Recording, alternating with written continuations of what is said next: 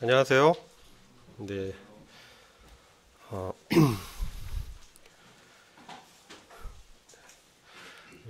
우리 청년들 앞자리에 왜 안 앉으세요? 네, 코로나 끝났는데 가- 거리를 막 두시려고 하시는 것 같아요. 오늘은 로마서 8장 전반부죠. 1에서 17절 말씀 함께 나누는 시간인데요. 말씀 길지 않아서 교독하고 내용을 좀 같이 상고하고자 합니다. 제가 홀수절 읽을 거고요. 짝수절을 우리 형제자매님들 읽어주시면 되겠습니다. 시작. 그러므로 이제 그리스도 예수 안에 있는 자에게는 결코 정죄함이 없나니 그리스도 예수 안에 있는 생명의 성령의 법이 죄와 사망의 법에서 너를 해방했습니다. 율법이 육신으로 말미암아 연약하여 할 수 없는 그것을 하나님 하시나니 곧 죄를 인하여 자기 아들을 죄에 있는 육신의 모양으로 보내어 육신의 죄를 정하사 그 영을 쫓아 행하는 우리에게 율법의 요구를 이루어지게 하려 하심이니라.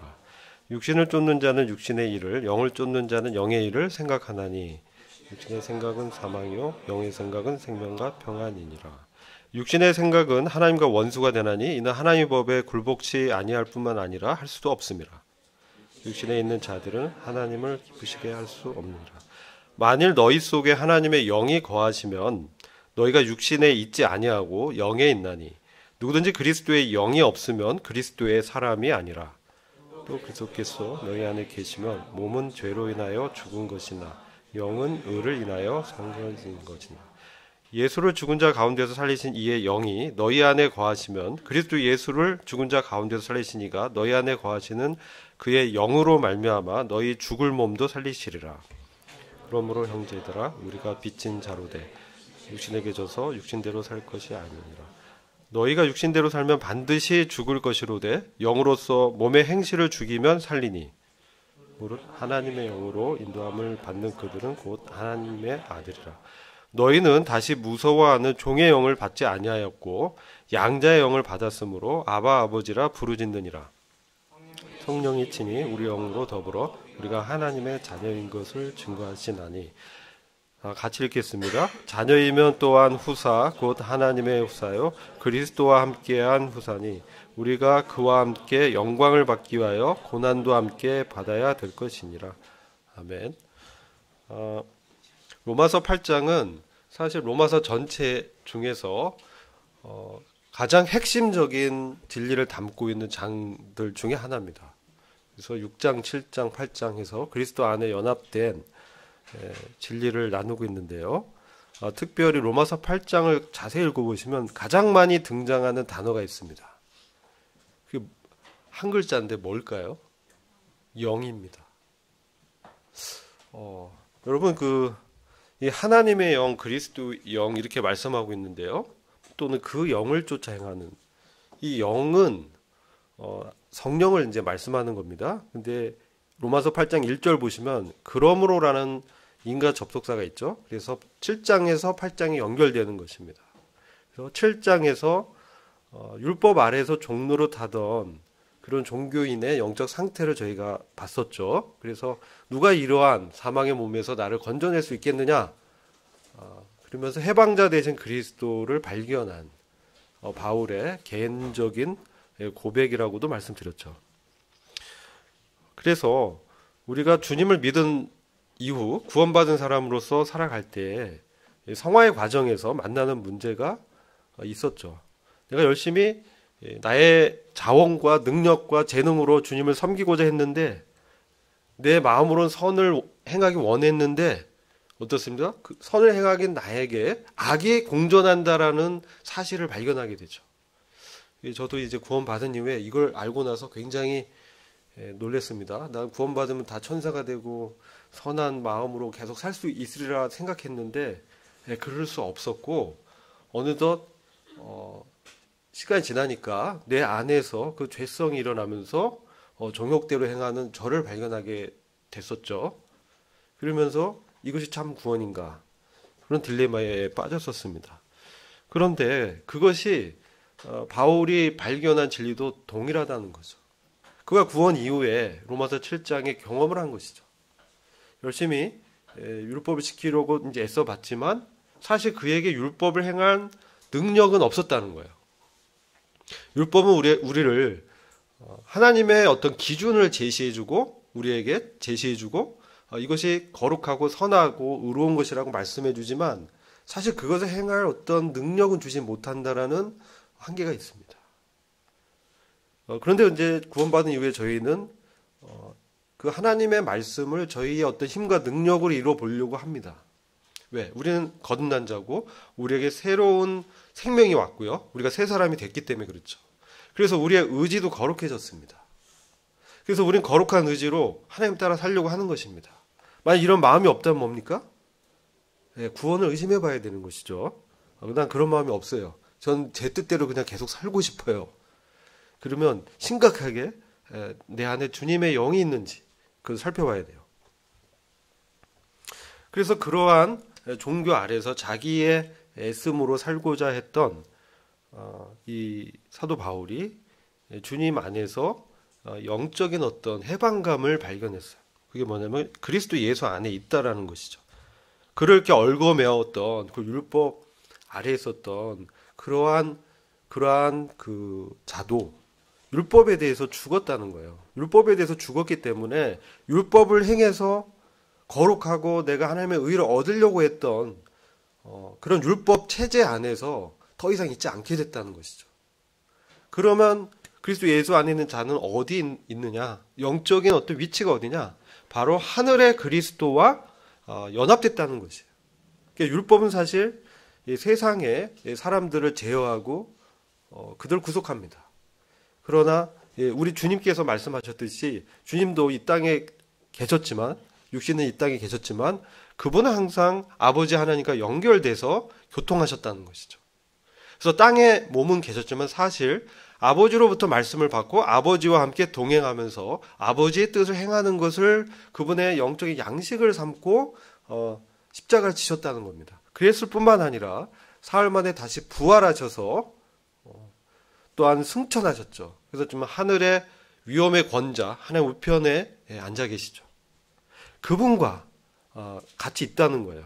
그분과 함께 있는, 그분과 믿음으로 연합되어 있는 그러한 사람을 그리스도 예수 안에 있는 자라고 하는데 그런 사람들은 율법에 대해서 죽었기 때문에 결코 율법의 정죄를 받지 않는다는 거예요. 처벌을 이미 주님이 죄가 되셔서 받았다는 겁니다. 그래서 이 그리스도 예수 안에 있는 생명의 성령의 법이 죄와 사망의 법에서 나를 해방하였다 또는 너를 해방하였다 이렇게 말씀하는 것이죠. 죄와 사망의 법은 뭐겠습니까? 이 율법이에요. 율법의 어떤 역할이에요.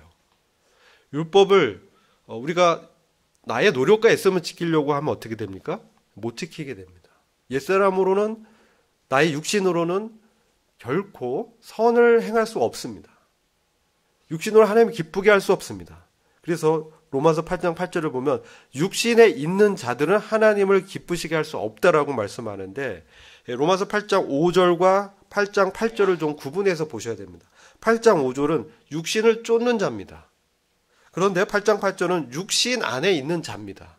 사실 이게 다르죠. 육신 안에, 육신에 있는 자들은 육신이 점유하고 육신이 옛사람이 죄성이 그를 지배하는 사람을 말하는 겁니다. 일반적으로 구원받지 않은 사람이에요. 거듭나지 않은 사람이에요. 그런 사람은 결코 하나님을 기쁘시게 할 수 없죠. 그런데 그리스도 안에 원래 우리의 신분은 그리스도 안에 있는 자인데 육신을 쫓을 때가 있어. 이게 5절입니다. 육신을 쫓는 그러한 삶을 살 때가 있어요. 그래서 육신의 일을 먼저 생각하는 거예요. 하나님의 일보다 육신의 일을 먼저 생각하는 거예요. 자, 그럼 육신의 일은 뭡니까? 육신은 뭡니까? 육신은 영어로는 플래시라고 합니다. 플래시. 이건 살. 살이라고 합니다. 살. 원어로는 살이에요. 살. 여러분 살 아시죠? 살. 이 육신이에요. 그래서 여러 가지 뜻으로 쓰여요. 그래서 육체적인 몸을 말씀하기도 하고요. 근데 여기서 말씀하는 육신은 이 문맥상에서 우리가 해석해야 돼요. 우리가 몸을 쫓을 수는 없잖아요. 육신을 쫓는다는 건 뭐고 육신 안에 있는 건 뭐냐? 육신을 쫓는다는 거는 옛사람, 즉 아담 아래에 있던 옛생명으로 살았던 그러한 옛사람을 얘기하는 거예요. 육신 자체는. 그래서 옛사람의 생각, 옛사람이 추구했던 거, 이것을 계속해서 쫓는 사람은 어떤 생각하겠어요? 육신의 일을 생각하는 거예요. 육신의 일. 그럼 육신의 일이 뭐냐? 이게 갈라디아서 5장을 보시면 나옵니다. 갈라디아서 5장을 함께 보시겠습니다.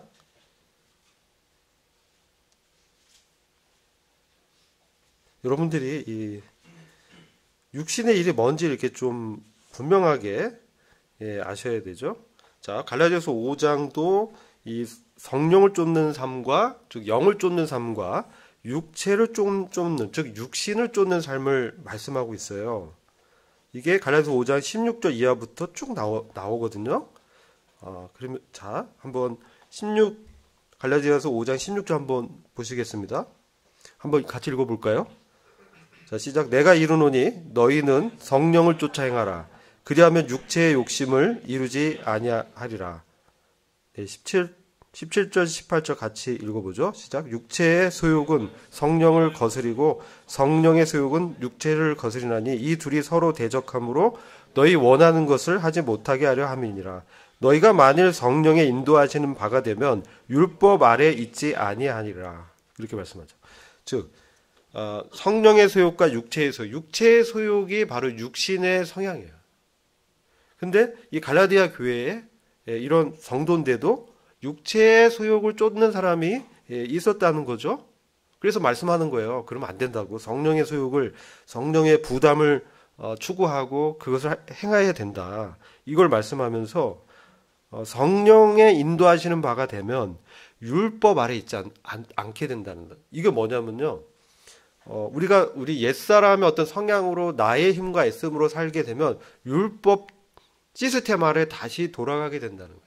그래서 내가 열심히 해서 내 자원으로 열심히 한다면 주님을 정말 기쁘시게 할 수 있겠지. 근데 뭡니까? 결코 하나님 기쁘시게 할 수 없다는 거예요. 이걸 잘 분별해야 돼요. 선한 의지와 노력이 잘못됐다는 게 아니고요. 우리가 겸손하게 주님 앞에서 정말 주님의 은혜를 의지하고 나는 주님 없으면은 아무것도 할 수 없는 그런 자입니다. 이런 겸허한 자세로 경외하면서 주님의 일을 한다면 그게 육체의 일이 되겠습니까? 될 수 없죠.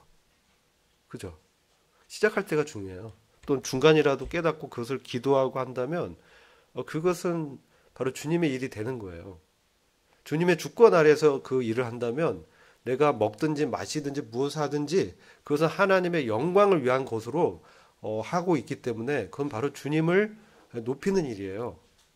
근데 그게 아니고요. 자기의 어떤 그 선함과 의로움을 드러내려는 동기로 한다면 그것은 아무리 겉으로 선해 보여도요. 그것은 종교적인 것이고 바리새적이고 위선을 행하는 거예요. 왜냐하면 그것이 하나님의 그 영광을 가리울 수 있다는 거예요. 자, 그러면 육체의 일은 현저하니 그 이제 19절에서 나열하고 있어요. 육체의 일, 즉 육신의 일이 뭐냐? 음행, 그죠? 뭐 당연하겠다. 더러운 거, 호색, 성적이 부도덕한 거예요.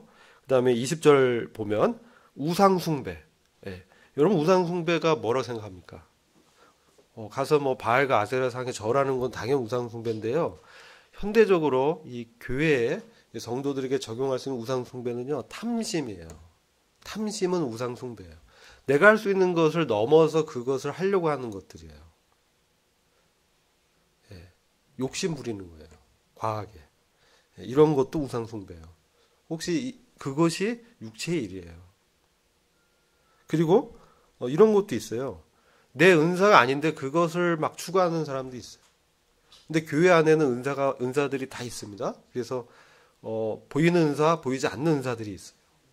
그리고 그것이 서로 사갑하고 연락하면서 이 몸된 교회를 세우도록 하고 있어요. 그래서 고린도전서 14장을 보면 그 예언을 하는데 이 질서에 따라 하게 되는 거예요. 질서에 따라. 교회 내에서 질서에 따라서 하게 돼 있고 그것이 다른 사람이 예를 들어 하나님의 말씀을 받고 그것을 예언하고 그것을 대언할 때는 또 다른 사람들은 잠잠하게 있어야 되는 것이죠. 예, 그래서 하나님의 분별이 어떤 것인지. 근데 그것이 아니고 자기가 옳다는 거, 자기 의해서 그런 다른 사람들의 말을 잘 안 듣고 자기 것만 주장하면 그 육체일이 되는 거예요. 동전의 양면 같죠? 이게 영적이기 때문에 그렇습니다. 자, 술수, 강교하게 술수 맺는 거, 원수 맺는 거, 뭐 이런 거 우리 그리스도인에게는 잘 발견되지 않겠죠? 분쟁, 이거 있을 수 있어요. 그렇죠? 다투는 거예요. 그리고 시기하는 거, 이거 특히 여자들이 있어요. 이거 영어로 envy라고 하는 거예요. 보이는 거 뭐 이렇게, 뭐 남자도 있습니다. 근데 기질적으로 그렇다는 거예요. 다 그런 건 아니고, 그 화내는 거, 이건 남자들한테 많죠. 다혈질, 막 화내는 거. 그리고 당을 짓고 막 분리하고 누구 따시키고 막 이런 것들. 그다음 투기하는 거. 그렇죠? 술 취하고 방탕하고 그와 같은 것들. 이런 것들은 육체의 일이에요. 육신의 일이에요. 여기에 해당하는 건 당연히 육신의 일이에요. 그죠?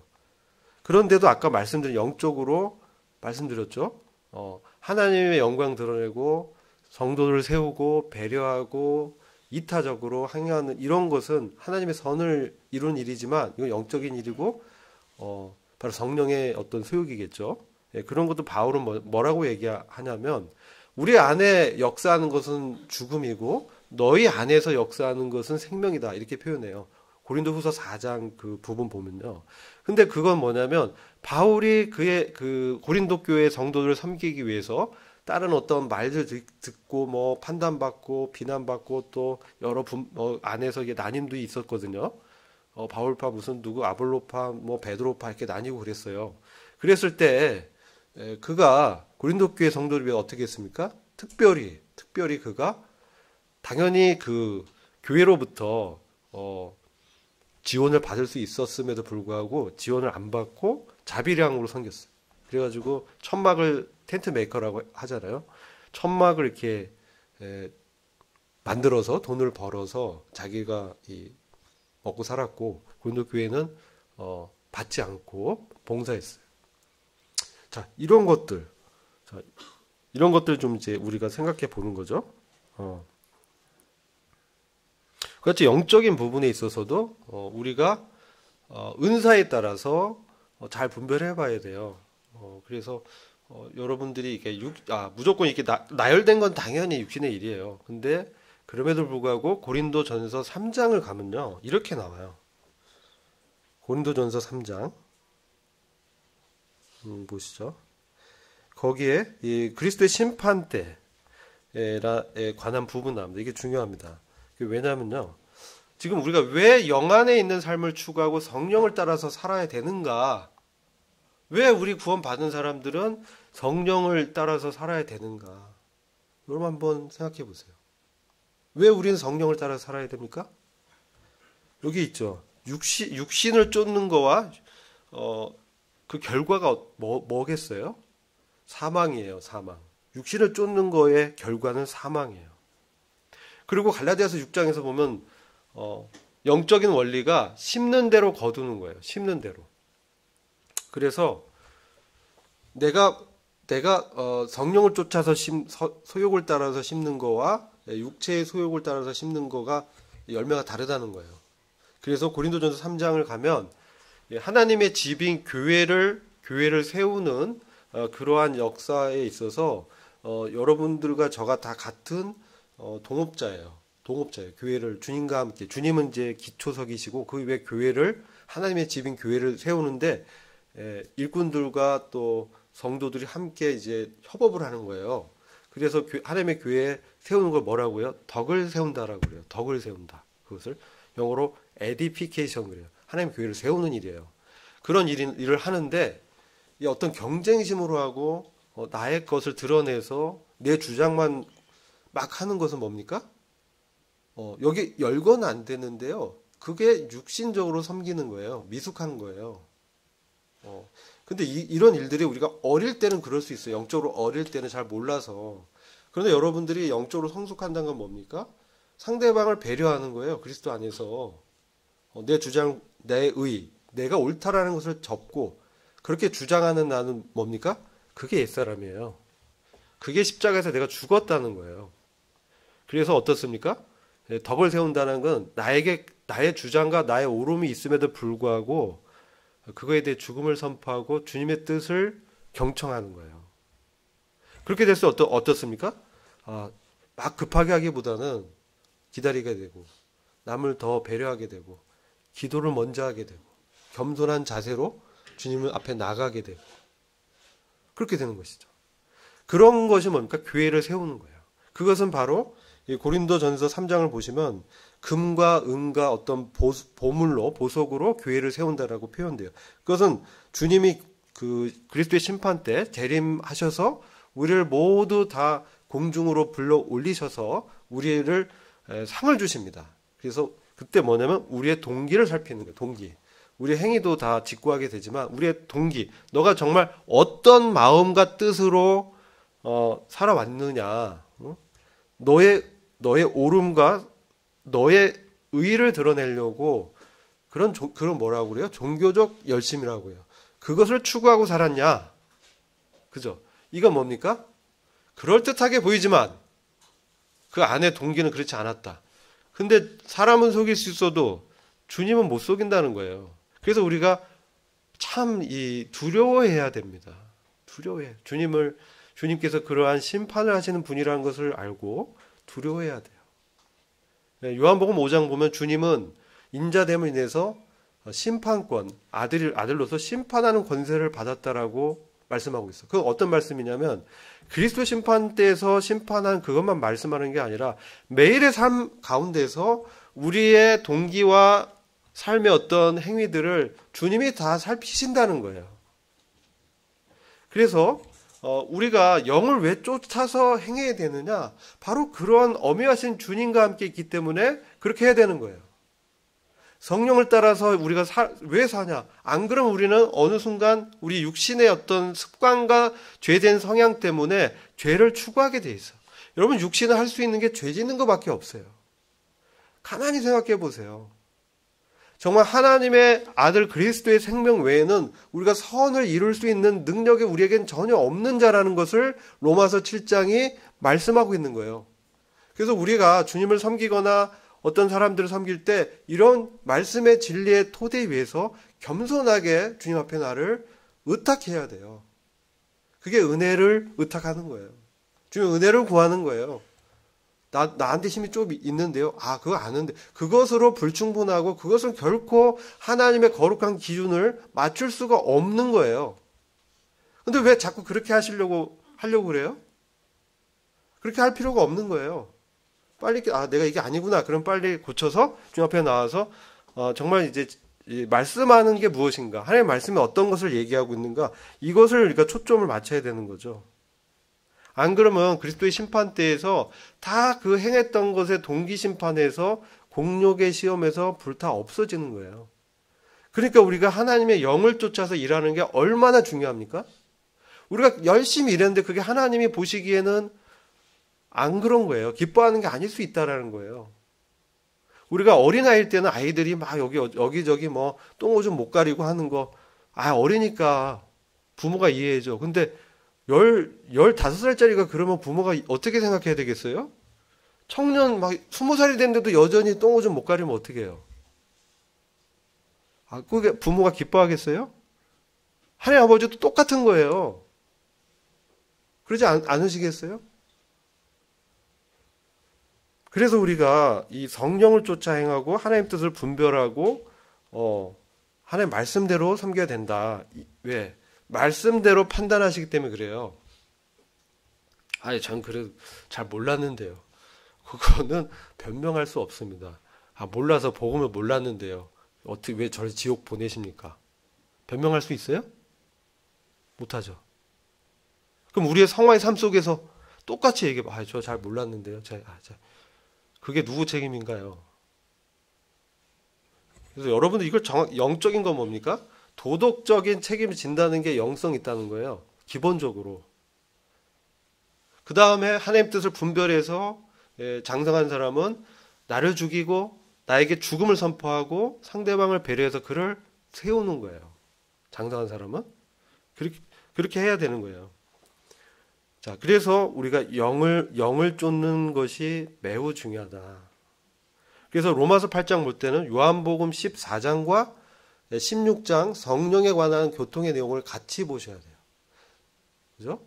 그래서 요한복음 14장 잠시 보실게요. 그래야 여러분들이 영을 쫓아서 행하면서 영으로서 몸의 행실을 죽이는 거를 얘기합니다. 로마서 8장에서도. 왜냐하면 육신의 생각은 언제나 하나님과 원수가 되는 거예요. 결국은 헤어지게 돼 있어요, 육신은. 그래서 세상의 친구들 너무 좋아하지 마세요. 구도자고 긍휼히 여기고 그가 구원받기를 원해서 관계를 맺는 것이지 그가 우리의 영적인 것을 나눌 수는 없어요. 우리는 여하튼 잘 모이니까 뭐 우리에게는 해당이 안 되지만, 자, 먼저는 로마서 8장 11절 보시면 먼저는 이제 9절 보고 11절 보겠습니다. 9절 보면 만일 너희 속에 하나님의 영이 거하시면 이렇게 말씀하죠. 우리 안에 하나님의 성령이 거하시면, 이 거한다는 건 뭐냐면요, 점유하다라는 거예요. 점유가 뭔지 아시죠? 여러분 이제 건물 이렇게 보면 유치권자 있죠. 유치. 차일드시 어린아이다 그런 게 아니고 들어와서 딱 점유해서 남 못 들어오게 딱 문 잠그는 거예요. 이게 점유하는 거예요. 그 아무도 그 소유권을 그 사람한테 주장할 수 없어. 점유자가 가장 선순위거든요. 성령님이 우리 와서 우리를 점유하는 거예요. 이게 성령이 거한다는 뜻이에요. 즉 성령이 우리의 주가 되신다. 즉 그리스도의 영이잖아요. 즉 주님이 주가 되시면, 이런 뜻이에요. 주님이 그냥 손님으로 온 게 아니고 우리 마음에 오셔서 우리의 주권자가 되시면, 이거예요. 이게 여러분, 제가 이거 말씀해야죠. 로마서 8장이 상태를 얘기하는 거라고 했죠. 교리를 다루는 게 아니에요. 우리가 입술로 주님을 주로 고백해도 실제 삶에서 그렇지 않을 수 있다는 거예요. 그러면 뭐예요? 육신을 쫓게 되고 육신의 일을 생각하게 되고 그리스도 심판대에서 불태워질 그런 일을 하고 있다는, 나도 모르게. 그래서 우리가 하나님의 영이 우리 안에 점유해서 우리를 지배한다면 너희가 육신에 있지 않고 영에 있나니 누군지 그리스도의 영이 없으면 그리스도의 사람이 아니라, 또 그리스도께서 너희 안에 계시면, 하나님의 영이 거하시면, 그리스도께서 너희 안에 계시면 그리스도와 하나님의 영이 거의 동급으로 동일호로 취급이 되죠. 그것은 그리스도는 성령을 통해서 우리 안에 거하신다는 거예요. 그래서 그리스도께서 우리 안에 계시면, 계신데 손님이 아니라 주로 계시면 몸은 죄로 인하여 죽은 것이나 영은 의를 인하여 산 것이니라. 그래서 우리 영은 이제 살아있다는 거예요. 그러면 11절에서 예수를 죽은 자 가운데 사신 이의 영이, 성령이 우리 안에 나를 점유하면 그리스도 예수를 죽은 자 가운데서 살리신 이가 너희 안에 거하시는 그의 영으로 말미암아 너희 죽을 몸도 살리시리라.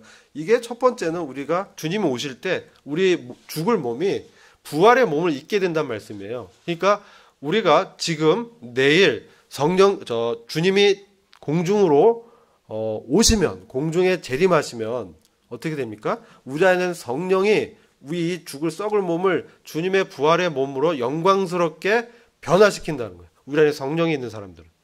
그리고 먼저 이제 돌아가셔서 무덤에 있는 분들도 먼저 이렇게 일으켜서 몸에 영광스러운 몸을 이렇게 덧입혀서 먼저 이렇게 올라가시는 거예요. 두 번째는 우리 안에 성령이 계시면 우리 영이 이제 살아난 사람은 주님과 동행하면서 정말 살아난 새 사람으로의 삶을 산다는 거예요. 아시겠죠? 그래서 8장 12절 13절 보면 형제들아 우리가 빚진 자로 돼 육신에게 져서 육신대로 살 것이 아니니라. 자, 우리가 누구에게 빚졌어요? 바로 그리스도의 피값으로 우리를 사셨기 때문에 사실 주님의 피가 대가로 지불되어진 우리입니다. 아시겠죠? 그래서 그런 자들이기 때문에 우리 이게 육신에게 져서 육신과의 어떤 갈등이 있다는 거죠. 육신의 소욕대로 이렇게 살려고 하는 그런 성향이 있다는 거예요. 그럼 그대로 내버려두면 어떻게 돼요? 육신대로 사는 거예요. 그럴 때 어떻게 해야 돼요? 13절에서 그걸 얘기해요. 너희가 육신대로 살면 반드시 죽을 것이로되 영으로서 몸의 행실을 죽이면 살리니 말씀하죠. 여러분 이제 창세기에 보면 아담과 하와가 타락할 때 봐요. 선악과를 따먹으면 뭐라고 해요? 반드시 죽는다고 하죠.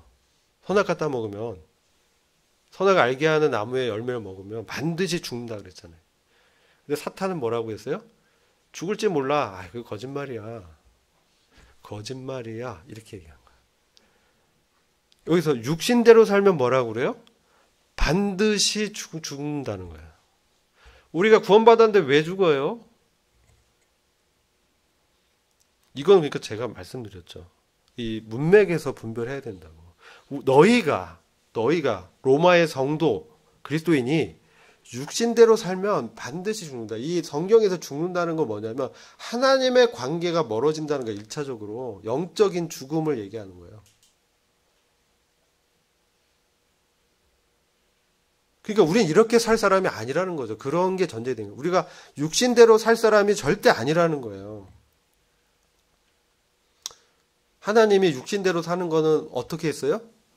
육신대로 살면 죄를 짓게 되기 때문에 죄에 거하게 되는 거예요. 그리고 로마서 6장 1에서 3절 보면 뭐라고 되어 있어요? 너희가 죄 가운데 거할 수 있겠느냐?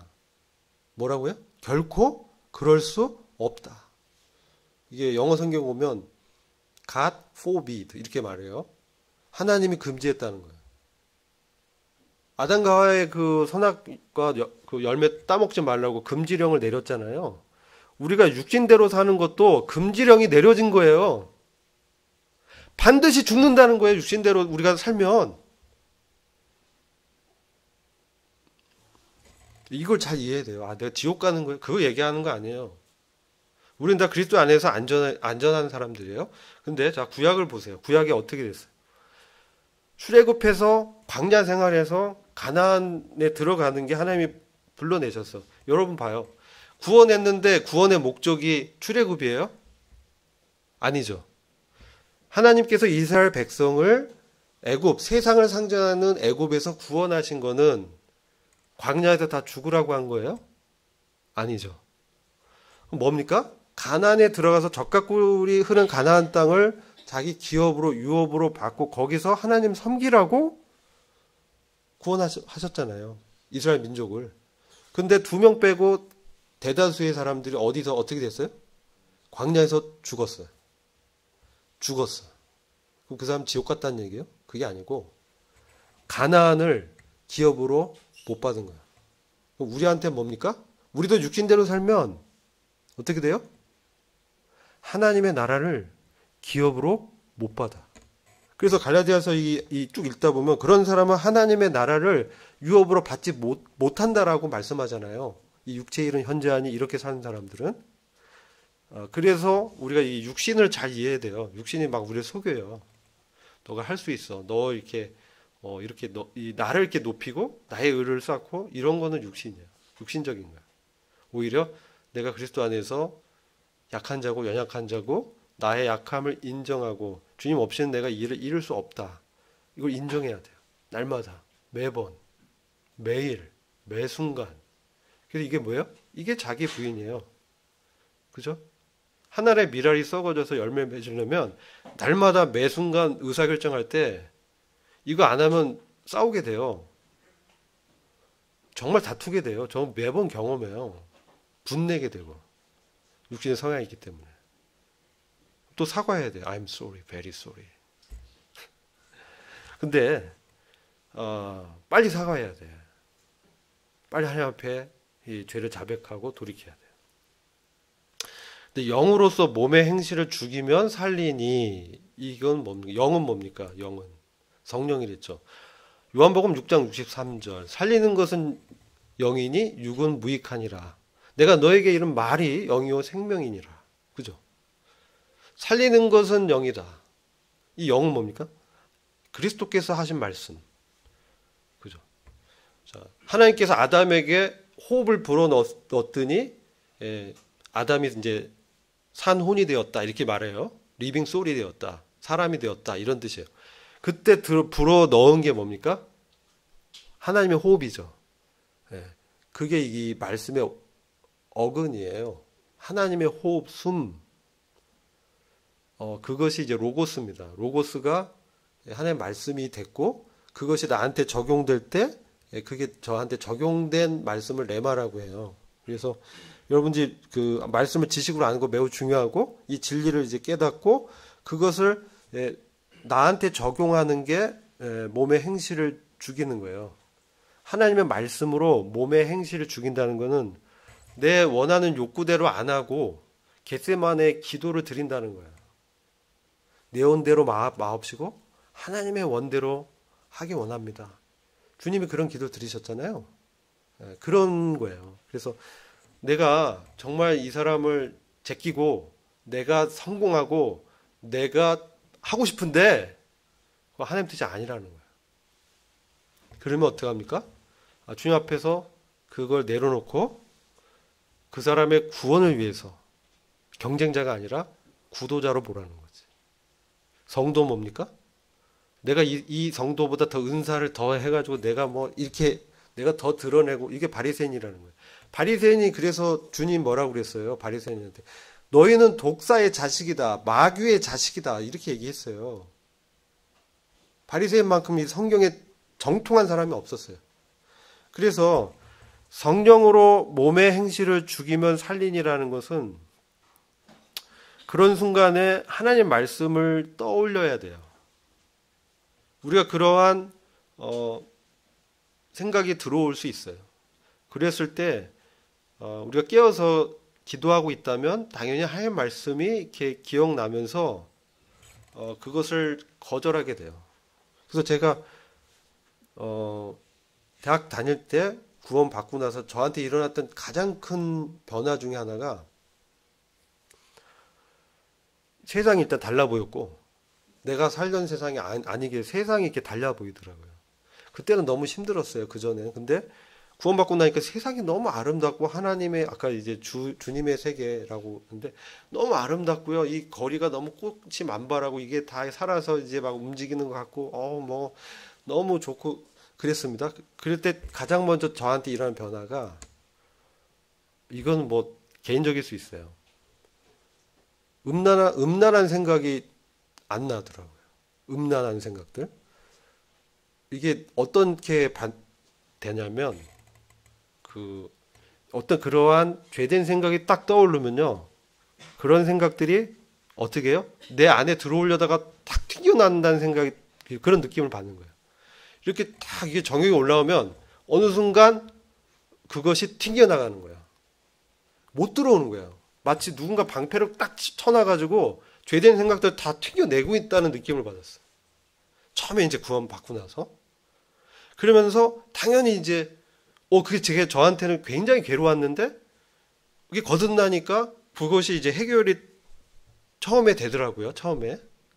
시간 지나니까 또 이제 매너리즘에 빠지긴 했는데 처음에 이게 거룩한 생명이 왔을 때 영으로서 몸의 행실을 죽인다라는 게 어떤 건지 이제 알았어요. 그래서 하나님의 말씀으로 그런 죄된 생각에 대해서 나는 이미 죽은 자라는 거죠. 육체의 정욕에 대해서 이거를 아무리 우리 생각으로 하면 이길 수가 없어서 갈라디아서 이 말씀으로 이길 수 있는 거예요.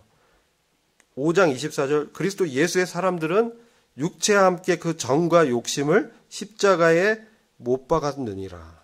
이 말씀을 내 말씀으로 믿고 적용하는 거죠. 내가 내 육신의 성향과 함께 정과 욕심이 십자가에서 못 박아서 함께 죽었구나. 그리스도와 함께 내가 죽었구나. 이 말씀을 되뇌이고 나한테 적용하면 그 육체의 정과 욕심이 어떻게 되겠어요? 소멸해요. 반드시 소멸해요. 절대 이게 일어날 수가 없어요. 왜? 이게 하나님의 권위의 말씀이고 진리이기 때문에. 여러분 믿으시고 그렇게 하셔야 돼요. 이 말씀을 읽고 묵상하고 그 순간에 이 말씀을 암송하면서 선언하면 그 죄된 생각들이 싹 사라져요. 정말로 그렇게 사라진다니까요. 해보세요. 그러면 어때요? 몸의 행실 죽이면 살리니 그 다음에 성령의 어떤 인도함 가운데 평안함 가운데 있게 되는 거예요. 여러분 이제 하나님의 영으로 인도함을 받는 그들은 곧 하나님의 아들이라 이렇게 말씀하죠. 그래서 우리가 영으로 인도함 받는 게 뭐냐? 보이지 않는 어떤 환상 가운데 이끌림 받을 수 있습니다. 그래서 전도자 빌립이 이제 성령의 이끌림을 자기도 모르게 가면서 그 내시를 만나서 복음 전한 것처럼 우리도 그런 인도함 가운데 있을 수 있다. 그런데 하나님의 말씀으로 오늘날은 성경이 완성된 이후에는 하나님의 말씀이 기억나면서 그 말씀으로 인도함 받거나 하나님의 성령이 우리에게 부담을 줘서 그것이 좀 문제가 있다라는 것을 감지하도록 역사하거나 또는 주변에 성도들이 너가 이러한 계획은 그래서 우리가 어떤 뭐 큰일을 계획할 때는 반드시 이제 영적으로 장로라든지 앞서 있는 일꾼들이라든지 신뢰할 사람들한테 자문을 구하는 게 중요해요. 중요한 의사결정 내기 전에. 그랬을 때 그런 인도함에 있어서 분명하게 인도해 주신다는 거죠. 그런 사람들은 하나님의 아들이라는 거예요. 그래서 여러분 우리가 영의 생각은 생명과 평안이다. 이게 뭐냐면요. 제가 두 가지만 말씀드리는데 고린도후서 4장에 이 생명과 평안이 뭐냐면 정말 그 지난번에 성경의 형제님 말씀 같은 무슨 꽃길을 걷고 무슨 내 안에 어떤 고난이 전혀 없고 그런 게 절대 아니에요. 성경의 형제님 말씀대로 그런 게 아니에요. 생명과 평안의 삶이라는 거. 전혀 시험이 없고 고난이 없는 그럴 때도 있어요. 우리가 좀 어리고 할 때는 하나님께서 그렇게 다 보호하시지만 성장하면서 여러 가지 시련과 이 단련을 받으면서 이렇게 우리가 믿음이 견고해지는데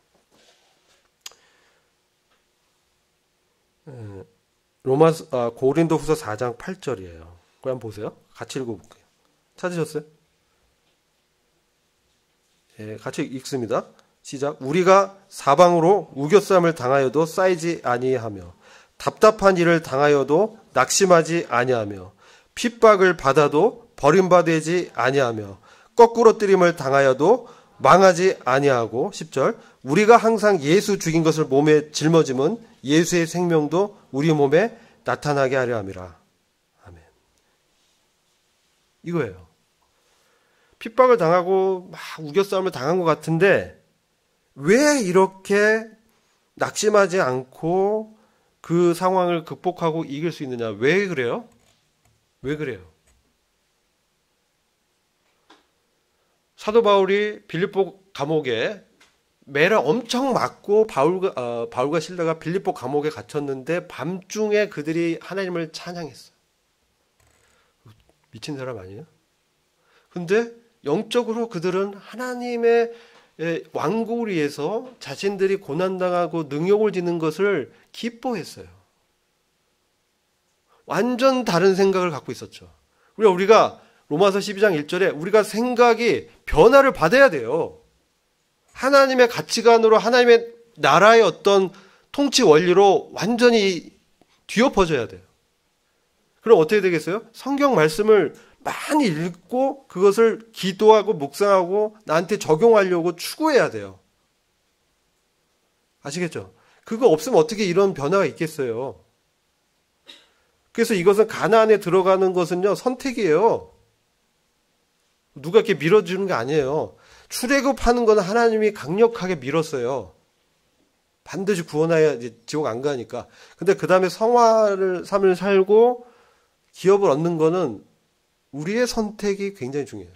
그 상황에서 내가 그리스도와의 예수의 죽음을 내 몸에 짊어지는 삶으로 선택하는지.